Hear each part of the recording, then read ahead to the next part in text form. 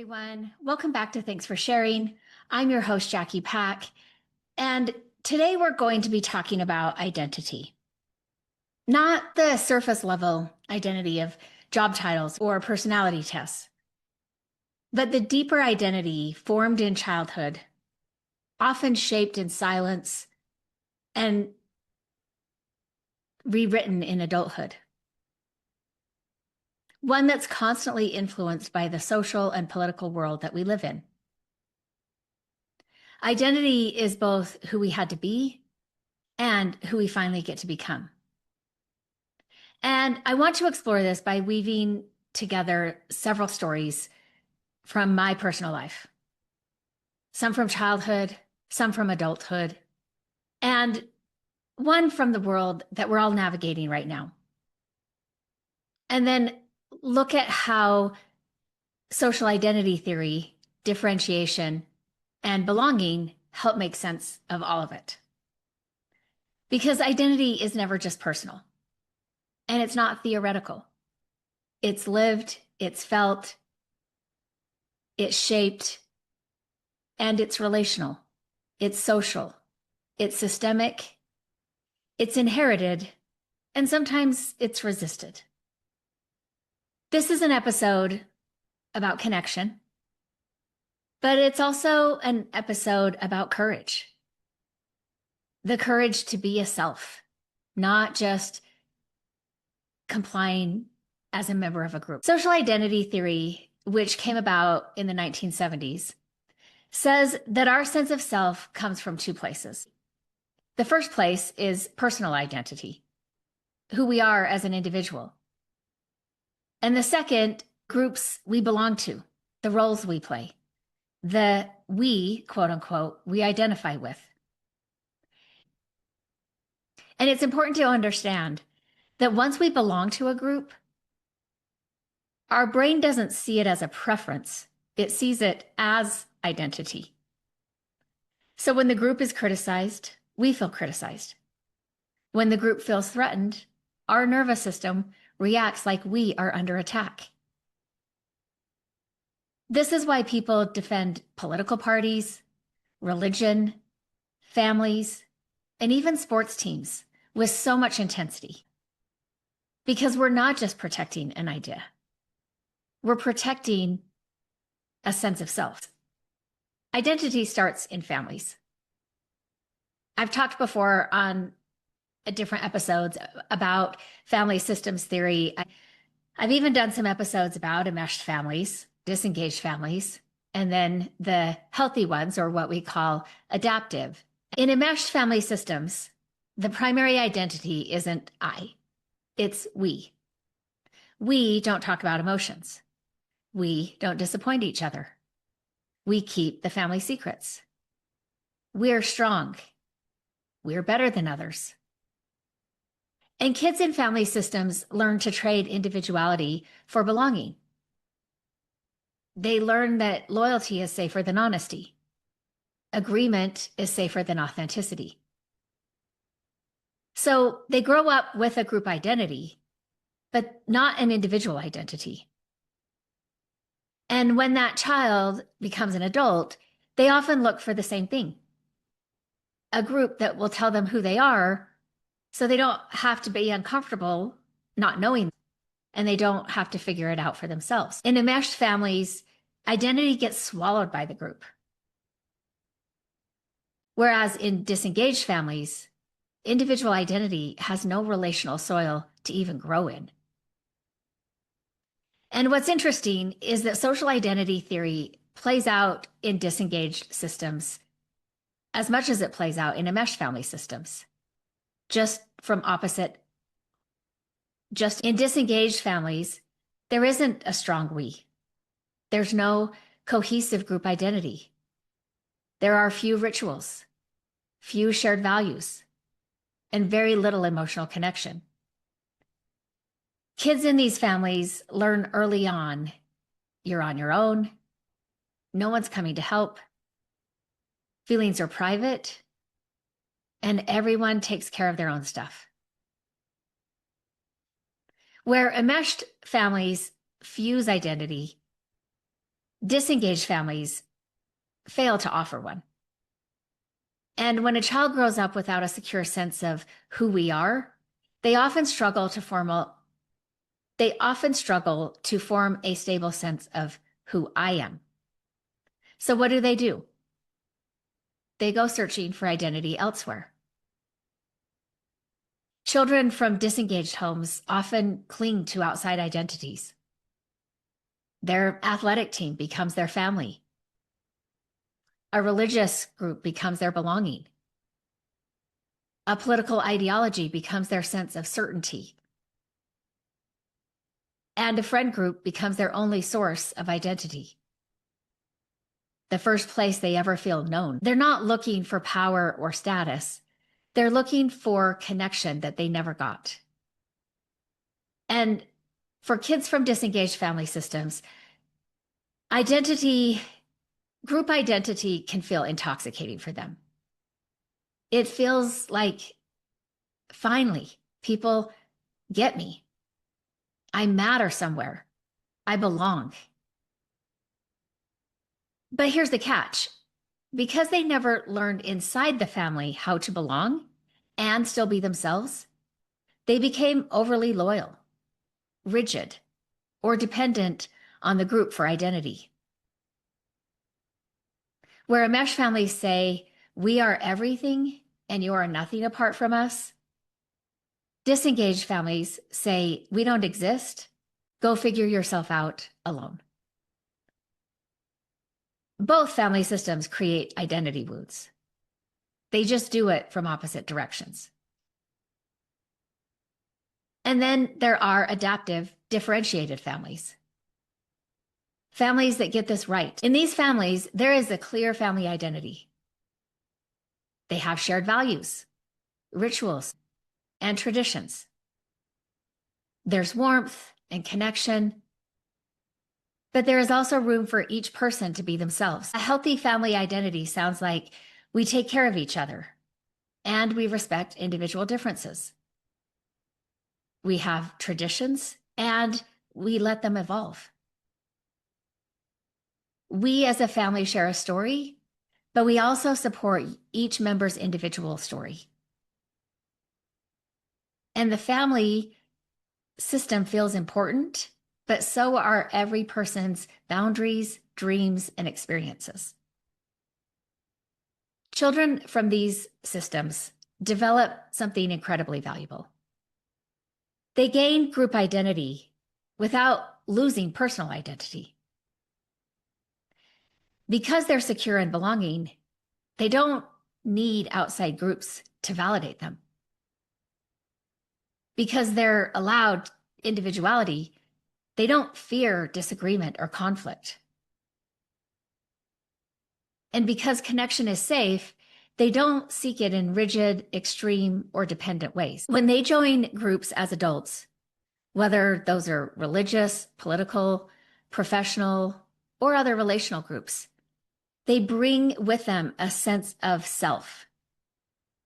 They can say, I am part of this, but this isn't the whole of me. I can belong here and still have my own opinions. And they will feel that their identity isn't up for negotiation. That's what we call differentiation. It's psychological adulthood. And it's where we feel true belonging. Family systems give us our first identity, not by saying this is who you are, but by teaching us what's safe to, what's allowed to say and know, and what must stay hidden. Understanding these different family systems is important because how we form identity early on shapes the roles we later cling to and the groups we belong to, and how tightly we hold these identities when we feel threatened. Identity starts off not as something that we choose. It starts as something that happens to us. So in family systems like mine, where identity is formed in silence, long before we ever formed opinions about groups, it starts as something that happens to us. In my family, which I describe as emotionally disengaged, but enmeshed in secrecy, it was a system where no one said the truth out loud, and the kids knew that we had to keep secrets. We weren't really told that, but we knew it, and we did it well. Our identity, well, let me just speak for me. My identity was formed around survival roles. I was the strong one, the quiet one, the one who didn't need anything. I could take care of myself. And I also absorbed the fear so others didn't have to. I grew up in a family where we didn't really talk. We didn't name what was happening. We didn't comfort. We didn't confront because that would be very bad. And we carried secrets. And that silence became a kind of social identity, a family identity. And that's the backdrop for my first story. When I was in junior high and throughout high school, I had a male classmate who stalked me. At the time, I didn't have the language for that. There was no vocabulary. I never named it, and I didn't really talk about it. I didn't have an adult who checked in with me, and there was no family space to name uncomfortable things. I had already learned that years before. To this day, I don't think I've ever talked to any of my family members about this. And while there were certainly things that they could have observed, I think I also grew up in a family where we could see things and forget them, or we could look at something with a blind spot and see nothing there at all. In fact, this timeline is still somewhat blurry for me. I don't remember how it started exactly. I want to say it started when I was in the 9th grade. So that was junior high for me. And I had a math class. You know how in junior high you have so many students that not all of them can go to lunch at the same time? And so this math class had me doing the second lunch, and this boy was in first lunch. And I went to a very old junior high. The building was old. It didn't meet code. We were aware of that. Eventually, the junior high was torn down and a new one was built in its place. But when I was going to that junior high, it had 2 floors. And in Utah, where earthquakes can be a thing, they're not common, but they've happened. We would talk about how if we were on the 2nd floor and an earthquake came, our chances of surviving weren't that great. Also, that building did not have air conditioning. So windows were opened, and a lot of times the windows stayed open all year long, even through the winter, because otherwise it got too hot in the classroom. So in my math class, the seating chart had me sitting at the back of the row next to the open windows. And this boy would come during his lunch and stand by that window and say things about me through the window. I don't know if other students sitting around could hear what he was saying or hear that he was talking to me. I did have a tendency in school to talk to people and get to know people. I was a talker, and many of my report cards would say, she talks too much. I knew my teacher sometimes heard him, but thought it was me, and she would tell me to be quiet. But I knew it was him. Nobody around me said anything. Nobody acted like they knew. And I didn't say anything. So that's how it started. The second semester of The second semester of my ninth grade year, I had a class and he was in the class. It was my type class. We had electric typewriters and we'd sit at those desks where two people could sit at a desk. It was a shared desk and we each had a typewriter plugged into the floor. Again, in that classroom, it was just how the seating chart lined up and I was sitting next to him. I was on the side that had a window by it. By the time we had the class together, I was uncomfortable with him. I didn't like what he was doing. And so I didn't really ever talk to him. But one day I'm in my type class and we're typing and he stands up and picks up his typewriter and reaches past me and throws it out the window. My type class was on the second story. It was shocking to me. I didn't even know what had happened. My first boyfriend was in that class, and after class, he asked me, "What happened? What was that about?" And I said, "I don't know. He got sent to the principal's office." But I didn't know why, but I had no idea why he all of a sudden threw his typewriter out the window. And I heard it break apart, but I didn't know what made him do that. What I don't remember is if the phone call started that year as well, or if they started my sophomore year of high school. So the phone call started, and again, this is the 80s. The phone was in the kitchen. And so one of my family members would answer it. He would ask for me and they'd get me. I would come to the kitchen and pick up the phone, and he would be breathing heavily into the phone. I never said anything to him. I would answer the phone and say hello, and then I would hear heavy breathing, and I would just hang up the phone. I don't remember specifically if a family member was standing in the kitchen when I picked up the phone and said hello. There were 8 of us living in a rather small house. So I would assume often enough there were people standing there. And if they were paying attention, they would see that I picked up the phone, said hello, nothing else, and then hung up the phone and walked away. But I don't know if anybody saw that or observed that. And I don't really recall the frequency of when the phone calls would come. And at that time, I didn't know who was making the phone calls because they never talked. I never heard a word. I just heard heavy breathing. Also, this boy had a very deep voice. And so naturally, it was loud. And he would say things in the class when I was sitting next to him in my type class. He would say things, just weird, random things. He'd trying to even remember what some of them were. He would just say weird, random things. I didn't really talk to him. I didn't engage with him.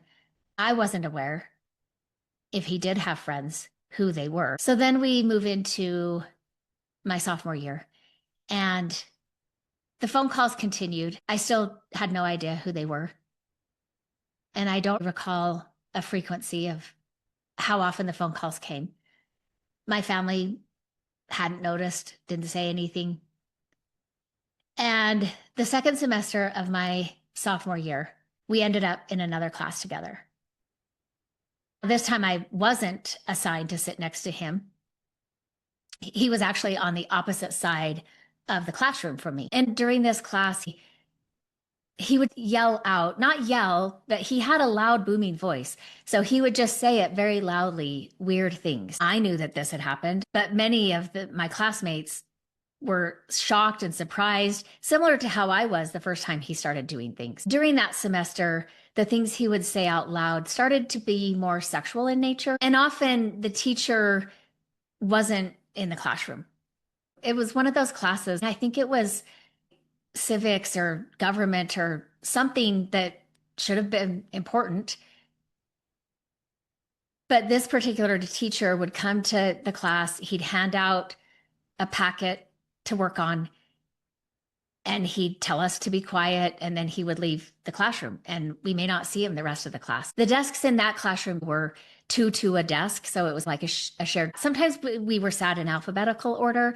Other times the teacher just made up a chart, and that's what our seating chart was. So I don't remember in this situation. I remember we rarely got to pick where we sat in junior high and high school. So my desk mate was a boy, and some of his friends were the two in front of us, and I think one was over on the side. I knew these boys. And so when the teacher left, we would get together and work on the packet and talk and laugh and whatever. We had fun. And that's when this particular classmate would say things out loud. The teacher was not in the classroom, and the teacher didn't know what was happening. I actually enjoyed the class, not necessarily because of what I learned, because I don't know that I really learned anything in that class, but more I enjoyed sitting with these guys and talking and filling out the packet. It was fun. It was also the last class of that school day for me. So one day, it was almost the end of the school year, 2.5 or 3 weeks left of school. And again, we're sitting in our little groups, filling out the packets, but also talking and laughing. And this particular classmate, still on the other side of the room from where I was, said something sexually graphic about me, named me, said my name, said sexually graphic things about me. The whole class was shocked. And I remember looking at the faces of the boys that I was working on the packet with and seeing shock. Their eyes got big. They were like, oh my gosh. And then they laughed, and the class laughed, which I don't think they thought it was funny. They laughed in a way that you do when you're shocked or surprised. I do that sometimes. If something catches me off guard, my response is to laugh. And it shook me. I stood up, I gathered my things, and I walked out of the classroom. And I never went back. The rest of the year, I'm assuming my teacher didn't mark me absent. He would start class by taking the roll and then handing out the worksheets that we were supposed to work on, and then he would leave.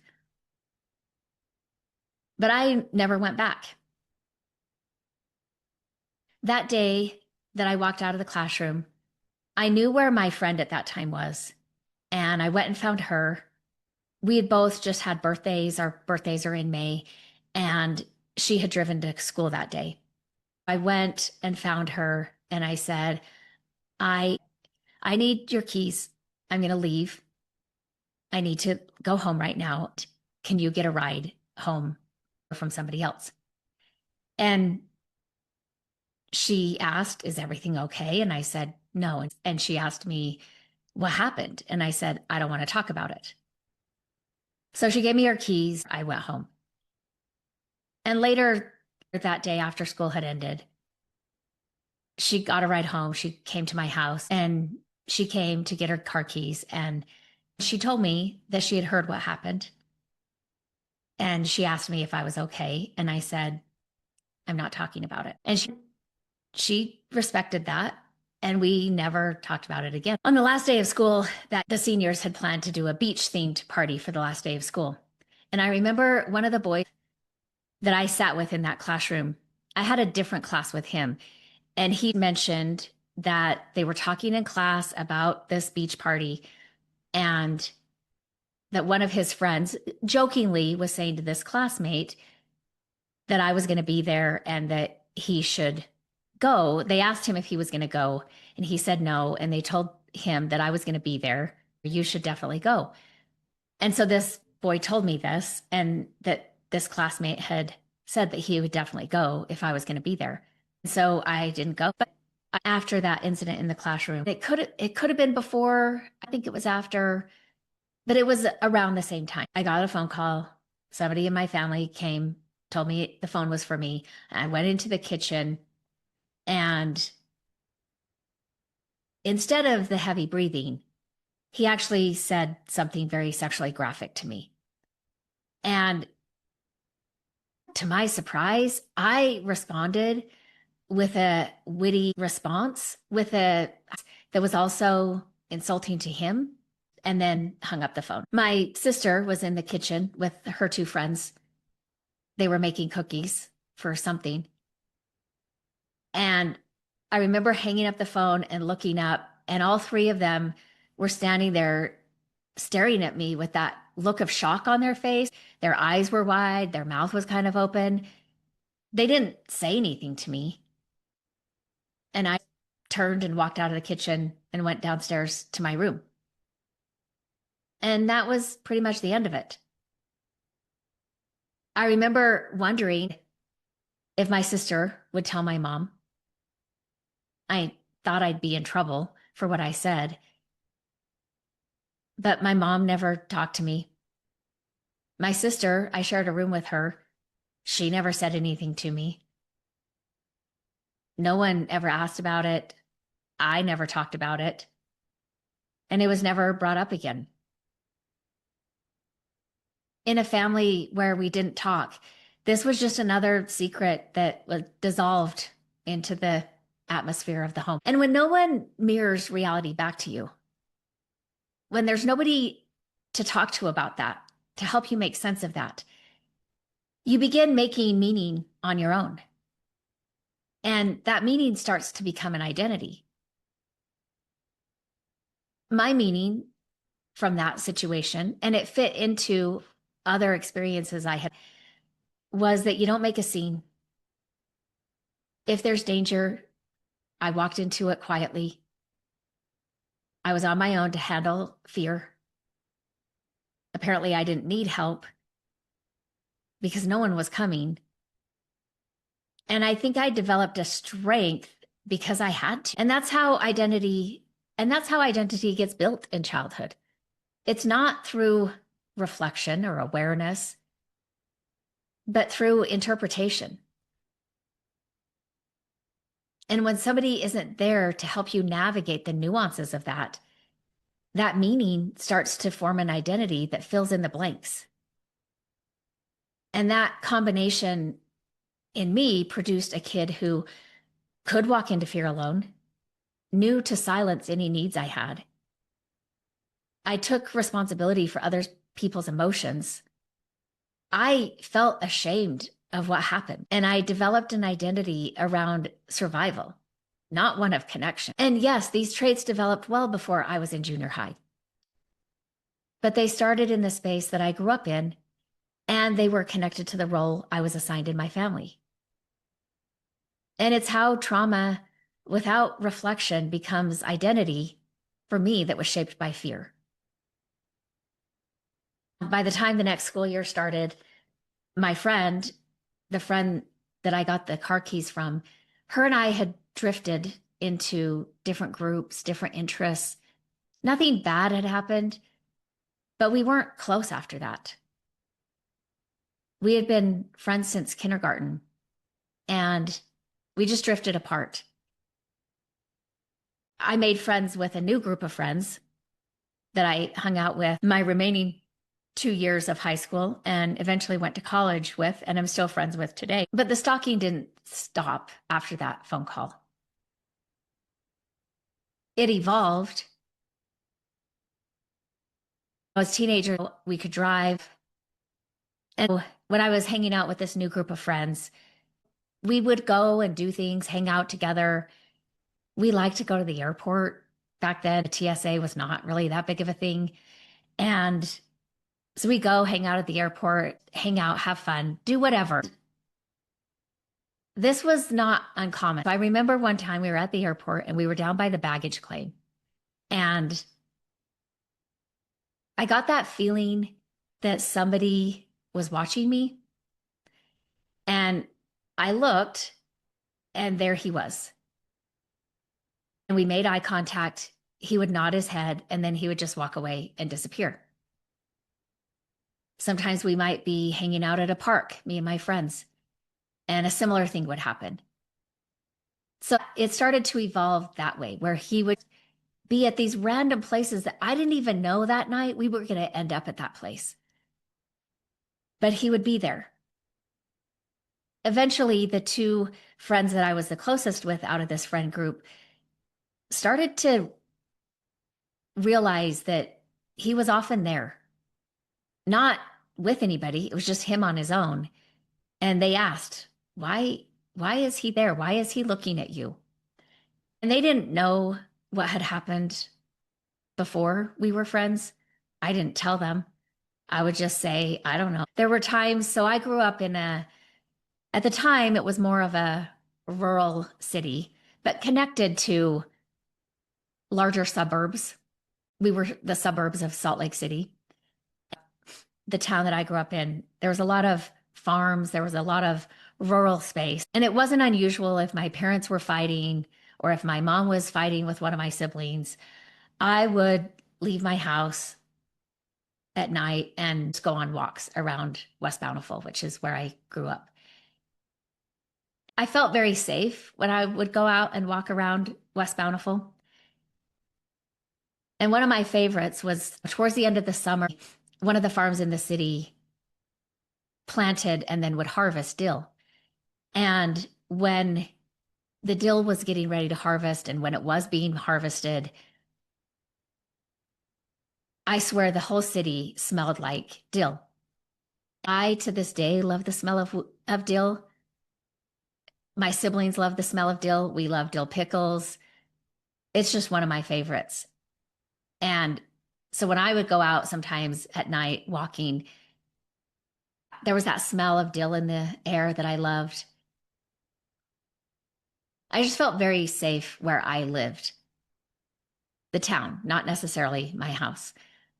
And I would walk on this one road that wasn't by my house. It was more of a rural, that's such a hard word to say, road. I lived in a subdivision. So on one side of the road, there were a scattering of houses, maybe 4 or 5, and then farmland. And then on the other side, 4 or 5 houses. So there were big stretches on that road where it was between two farmlands. And my town didn't have good street lights. But I never felt unsafe walking around. I remember the first time I was walking down that road and I saw the little glow ahead. And I remember thinking, we don't have fireflies in Utah, but that's kind of what it looked like. And I had never seen a firefly other than in movies. But I remember having that thought. And as I got closer, my vision clarified some things in the dark, and I saw him. I saw that classmate. He had taken up smoking cigars. He was a weird person. He was smoking cigars. It was my junior year, and he was my same age. And so as I got closer and realized it was him, I did feel confused because he didn't live in West Bountiful. I don't know where he lived, but I knew he didn't live in West Bountiful. I knew almost everyone who lived in West Bountiful. As I got closer, he just said, "Good evening, Jackie," which is a really weird thing for like a 16-year-old to say. And I didn't say anything. I just kept walking. And he got on his 10-speed bike and rode away. And that happened the remainder of my school year. Whether I was out doing something with my friend, he was there, or I was out walking around West Bountiful and he would be there. I don't know how he knew I would be out. It's not like I went on a walk every night. And like I said, when I got together to hang out with my friends, we didn't know where we were going. It was the 80s. We didn't have plans. We would just show up somewhere and do something. But it was not uncommon for him to also be there watching. I think that's why sometimes I feel weird using the word stalking, because it was somewhat passive. My husband tells me I'll minimize it. He did make me uncomfortable. And then once we graduated high school, that next fall, I moved away to college, and I'd never seen him since then. I don't know anything about him and haven't heard anything about him since high school. So now let's widen the lens. Social identity theory tells us that our identity comes not just from who we are as individuals, but it's also largely shaped from the groups that we belong to. Groups like our families, religions, political groups, workplaces, friend groups. So I want to look to the cultural and political moment that we're living in currently. Political identity has become one of the strongest forms of group belonging. Not because people love policy details, but because political affiliation provides a tribe, a sense of certainty, a narrative about us versus them, a feeling of being on the right team. And it's a fast track to belonging. Political identity has replaced religion for a lot of people. And some people join groups not because they believe in the philosophy, but because belonging feels safer than thinking for themselves. And when our sense of self is shaky, we will cling to group identity even harder.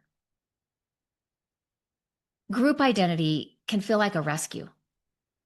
It can feel like belonging, and it can even feel like protection. But it's not. If we don't know who we are, groups don't give us identity. They replace it. And that brings me to the second story. I also grew up in a family that often didn't have health insurance. Back then, when I was growing up, pre-existing conditions meant that you had to wait a year while you were paying the premiums on the insurance plan, but you had to wait a year before the insurance would even cover the people with pre-existing conditions. And my dad lost jobs often. I think it was because of his anger issues, or it could have been because of his addiction issues. I didn't really know about those. None of us knew about his addiction issues until his funeral. But he often lost jobs. And what that meant is we were often at the beginning of a year's waiting period. And my mom had Crohn's disease. She was diagnosed with it when I was in the 3rd grade. And my older sister was diagnosed with type 1 diabetes when she was 4 years old. So we lived with a constant fear. What if someone gets sick? What if we can't afford insulin? What if mom has another flare-up and ends up back in the hospital? What if dad loses another job? And what might happen before coverage kicks in? There were a lot of fights between my mom and dad about this. It was such a major stressor that my mom went back to work as a school teacher eventually. Not because she wanted to, and not because our family was at a phase where we could have 2 working parents. She went back to work because teachers got health insurance on day 1, even with pre-existing conditions. And it also covered their kids on day 1. Those childhood experiences, knowing that fear and the tension and the fighting that happened because of insurance, also shaped my worldview. Those experiences made me more empathetic. They definitely instilled a belief that healthcare is a human need, not a privilege. And they made me want safety and stability for people who are struggling, because I knew what that struggle felt like for my family and the added stress and tension that came with it and impacted all of us. It made me understand poverty not as a failure, but as the absence of safety. And I want to contrast that, and I want to contrast that with someone like Vice President J.D. Vance. He experienced similar poverty, similar instability, probably the same childhood fear. He also grew up poor. He grew up with addiction in his home. He grew up with instability. His grandmother raised him because his mom couldn't care for him. Two kids, both living without reliable parents. Both were growing up in systems full of chaos and fear, but a completely different identity formed. Instead of empathy, his hardship became ambition. For him, instead of advocating for people in similar situations, he attached himself to elites and has stood by while safety nets were cut. Same circumstances, opposite direction. That's social identity theory in action.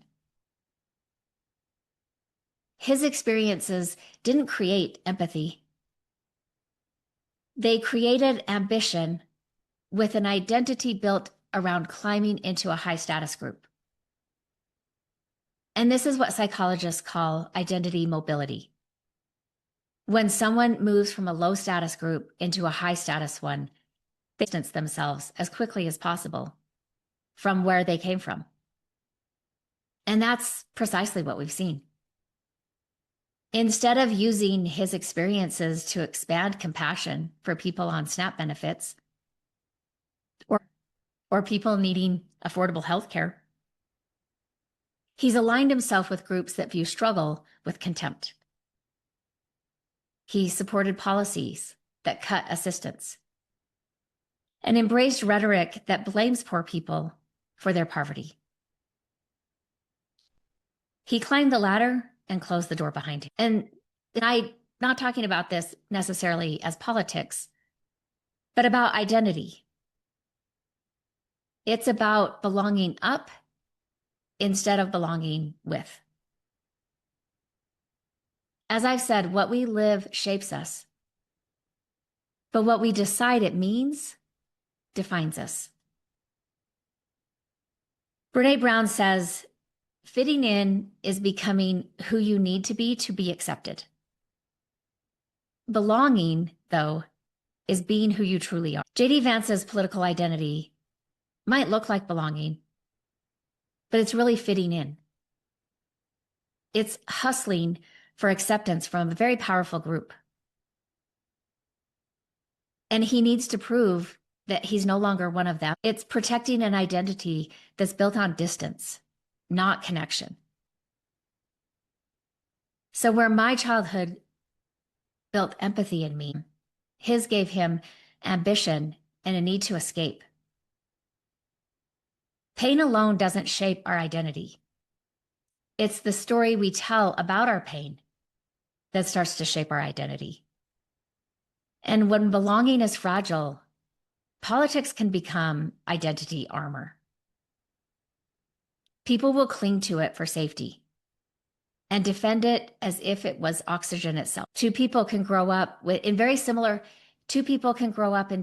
hardships and end up with entirely different identities because of how they made meaning of and interpreted that hardship. Most of us spend decades fitting in to families, to jobs, friend groups, and political tribes. But true belonging requires differentiation. The ability to stay connected while staying yourself. Identity isn't belonging to a group. Identity is belonging to yourself. It's finding your voice after years of silence.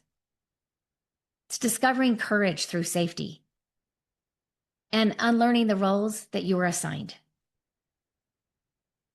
Reclaiming the childhood self that was lost, choosing empathy over elitism, and choosing truth over performance. Choosing authenticity over approval. Identity is a living thing. It grows with you.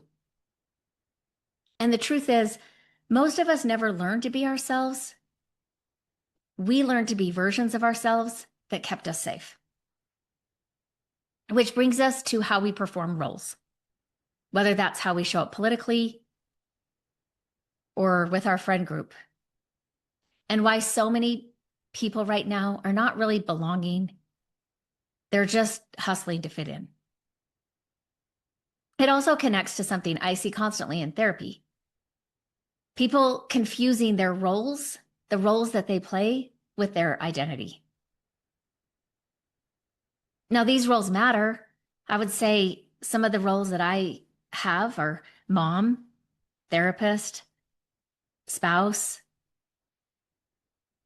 boss, daughter, sister.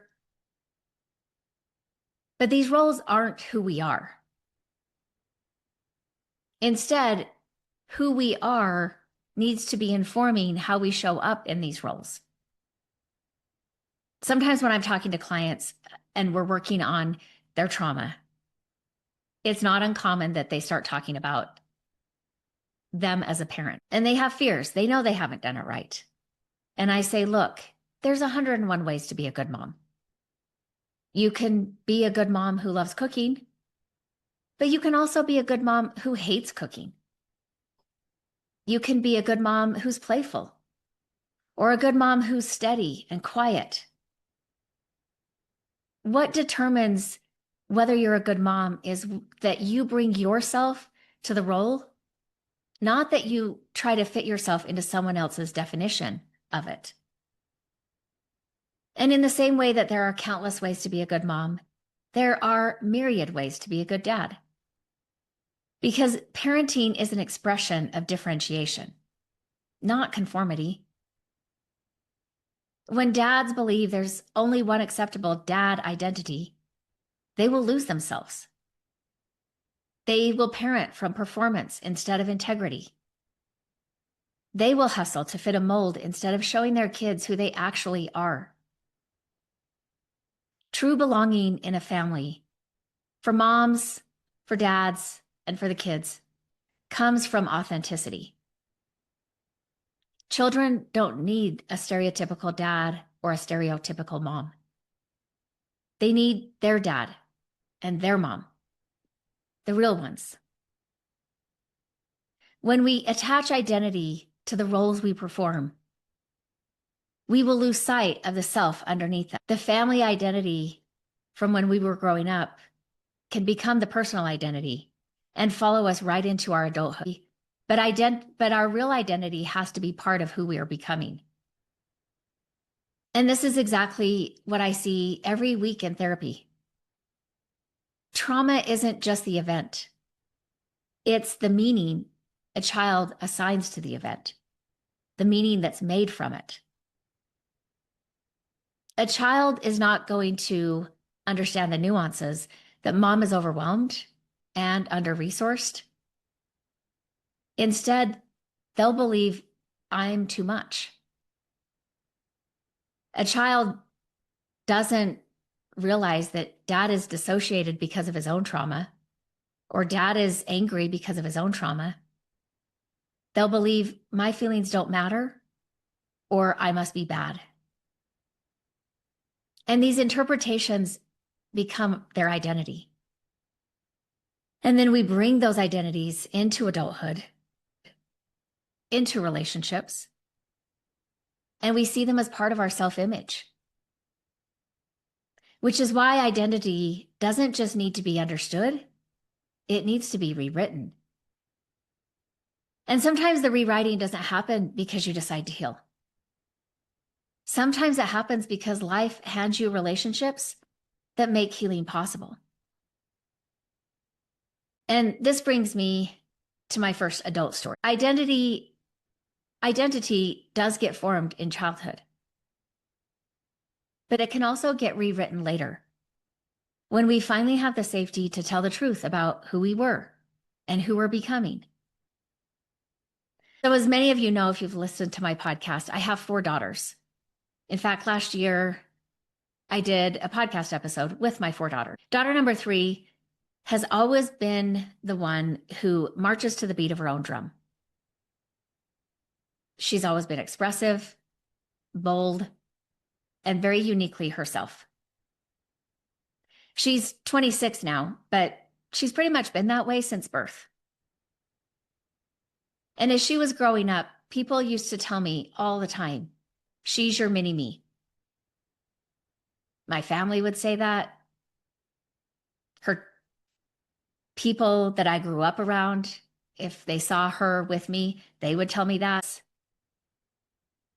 One time she had come to my office and she was walking up the stairs to come into my office. She wanted to talk to me. And one of my clients was leaving and walking down the stairs. And he stopped and looked at her and said, "Are you Jackie's daughter?" And she said, "Yeah." And he said, "Gosh, you look just like her." And she told me that story. And the next week he told me that story. But I never saw it. When people would say that, I just could not see me in her. I would joke and say, maybe it's the hair. I grew up in the 80s. I had 80s hair. None of us looked like ourselves back then. But I also knew that people weren't really talking about hairstyles or fashion styles. They meant her personality, the fearlessness, the confidence, just the way she took up space. And every time someone said it, I'd think, that's not who I was. Even that is not like me. A few years ago, I was on the phone with my older sister. I think I actually called her because I had questions about perimenopause, and my mom had passed away and she was 2 years older, so I wanted to know about her experience. We shared a bedroom growing up, and we didn't always get along. I think we responded very differently to the fear, and we had different personalities. But when we were growing up and our parents would fight at night, I usually slept through it. But it would wake my sister up. And she would then wake me up and tell me I needed to go upstairs and make sure nothing bad happened. Or my earliest memories of this are maybe around 6 or 7. So I'd walk up the stairs in the dark. Usually they were fighting in their bedroom. And so I would lay in the hallway and look through the door jamb and watch. Sometimes they were fighting in the living room. We had a split entry, and so I would sit on the stairs and listen. They never saw me watching or listening. And to this day, I'm the one in the family with the clearest memories and the most memories in a family of 6 kids. And I think this has a lot to do with why I'm the one in the family who has the most memories. It wasn't because I was fearless. It was because I was literally woken up and sent into fear. So somehow this conversation that I had called my sister about perimenopause turned into a conversation about this and the home we grew up in and how it impacted us. And she said, I was so scared growing up. And to this day, I have a lot of fear. And I said, yeah, I know that. I do too. And she responded with what felt like certainty. And she said, no, you weren't. You were fearless. Now, that was a word that I had used many times to describe daughter number 3 as she was growing. And in my sister's mind, I was my daughter. I was confident. I was independent. I was unafraid. And I said to her, no, I was really scared too. I told her I actually have spent a lot of my adult life working through that fear to find my voice and to find me. And I said, I don't think any of us came out of that house without fear. How could we? And she paused. I don't think she had ever considered that possibility. And as I processed this after we got off the phone, that took me years to process, but one of my realizations was the identity that my family had assigned to me, the one who was strong enough to walk into the conflict, or at least watch the conflict. There were times that I would enter the conflict and try to calm things down or try to separate my parents. But I knew that wasn't strength. I was just fulfilling an assignment. It was the role I played. And it was how my childhood system functioned. I never felt fearless. I felt responsible and obligated. I felt alone in the dark a lot of the time watching. And I grew up thinking that was normal, but it never made me feel fearless. There were things along the way that I would look back on and say, I don't know what made me do that. Not watching my parents fight, I knew what made me do that. But for example, going to grad school and moving across the country for that, I would often say, I don't know what made me think I could go to grad school. When I was going to college, I knew what I wanted to do, but it was so unlike me to just move across the country to a place I'd never been and go to grad school, starting a group practice. I would often say, that's so unlike me. I don't know what made me think I could start a group practice. I think I have more ideas now. I think it took meeting who is now my husband. We were friends for years before we ever got married, before we ever started dating. And what I knew is I felt safe with him. First in the relationship I had with him as my friend, and then as my husband and partner. He helped me build the courage I didn't have as a child. I think it was in the safety of that relationship that I learned to have a voice. Not that I didn't get pushback around my voice. I did, often from men in my religious community, but not from my husband. He might tell me what somebody said to him, or I would tell him what somebody said about me to me. But I never felt that he felt that way. I always felt like he trusted my voice. I think over time and over our relationship, I learned to name the fear that I had growing up. And I also learned that I didn't have to walk into it anymore. I was not obligated to do that.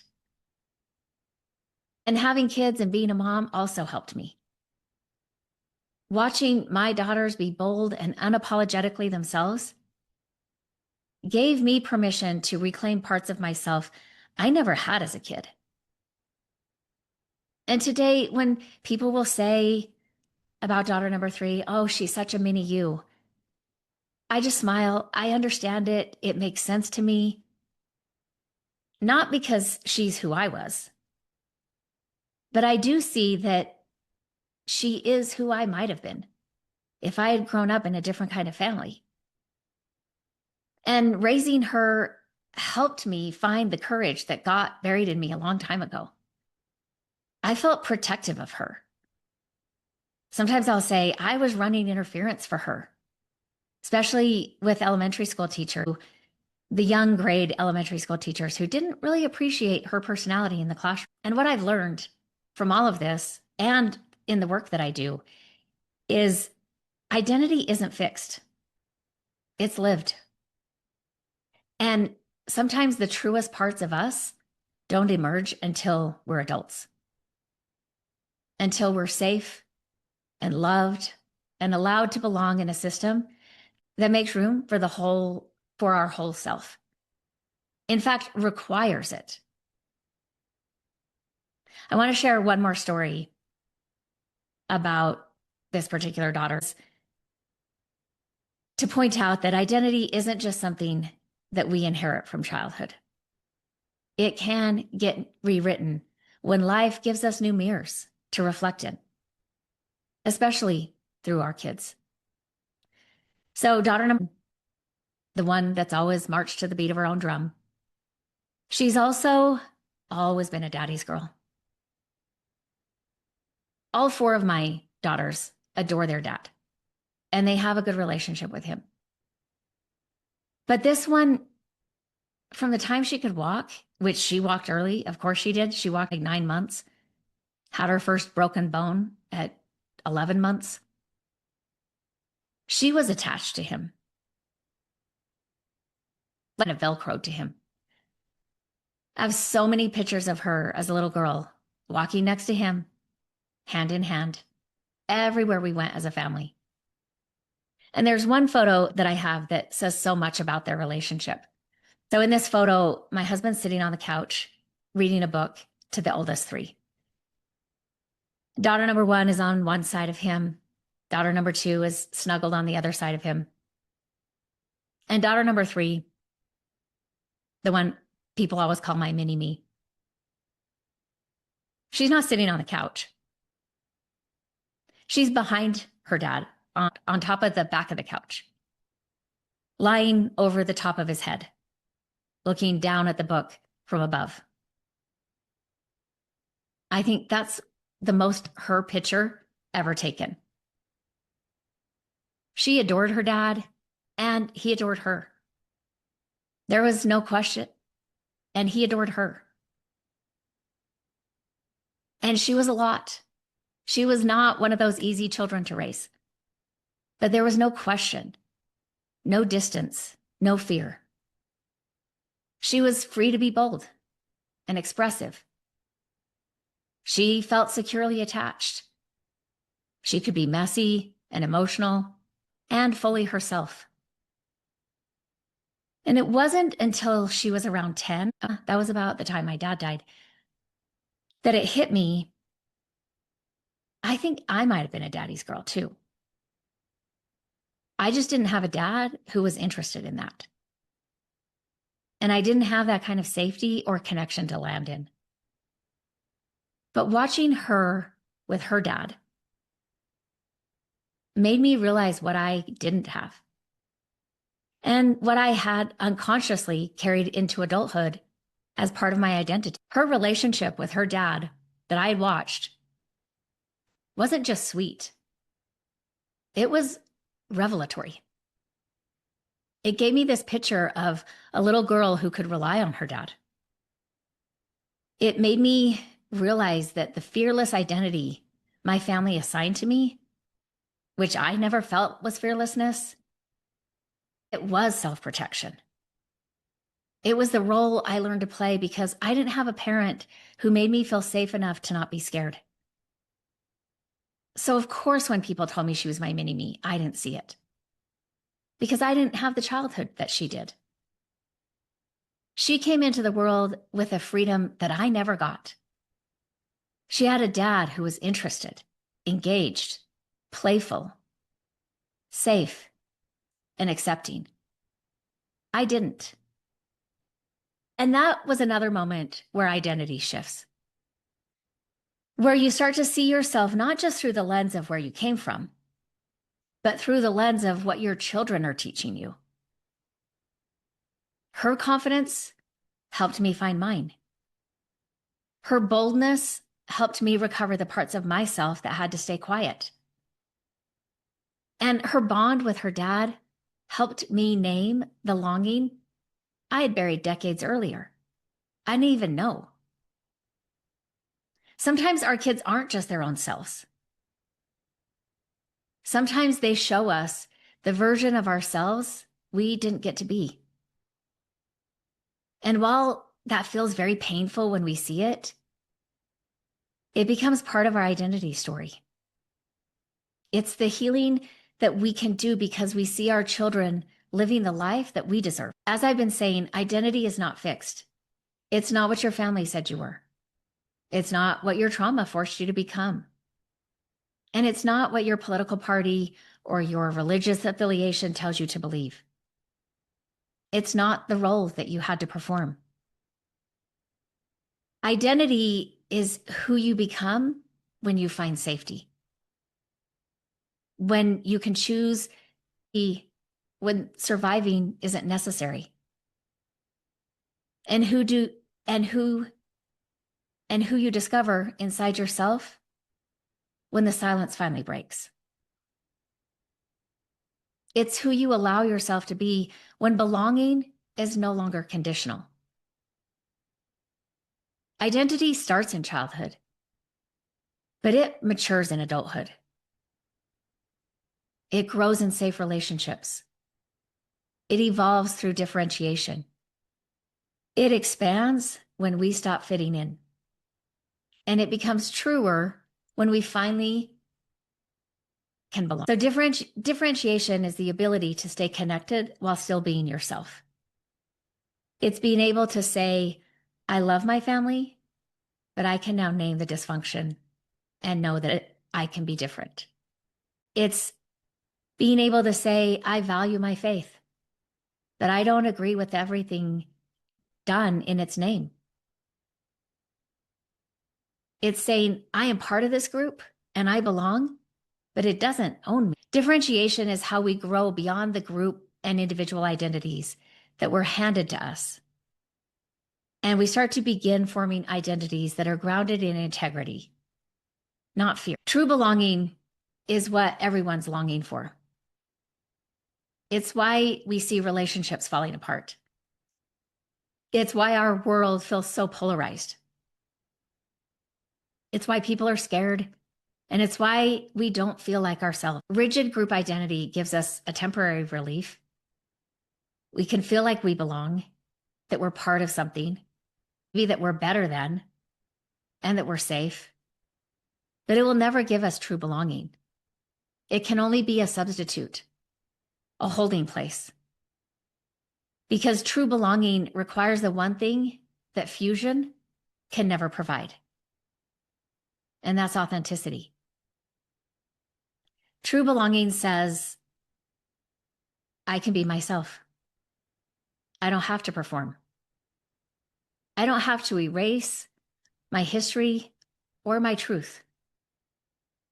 And I don't need to hide the complexity of being human. Rigid group identity is a substitute for belonging, a cheaper, brittle version of connection. And much of what we call loyalty is actually fear. Real belonging begins the moment we stop disappearing in order to fit in. Identity is found in the courage to be yourself, inside or outside any group. It's unlearning roles, reclaiming truths, grieving who you didn't get to be, seeing your children become the version of you that was buried. It's finding safety in adulthood and choosing empathy over elitism. It's speaking truth over silence. Identity isn't the story we were handed. It's the story we reclaim. The work of healing is learning to belong to ourselves so we can belong with others without losing who we are. It's understanding what identity your family gave you that you never chose. What fear shaped who you learned to become. What role you had to play to survive. It's figuring out what new meaning you're ready to assign to your old story. Where you're fitting in instead of belonging. And what safety might allow you to become. My family's unwritten rules were we don't talk, we have secrets, and we handle things ourselves. It created an individual identity for me that was silenced, unseen, and unprotected. Where did you learn that belonging required self-abandonment? Whose approval might you still be chasing? And what identity are you afraid to let go of? Identity is not fixed. It's not final, and it's not fate. It's a living process, and you're allowed to rewrite it. Thanks for listening. And at the end of this episode, I want to remind you that your story matters. Remember, there's something meaningful in every chapter. Don't wait to share your story until it's finished. Until next time.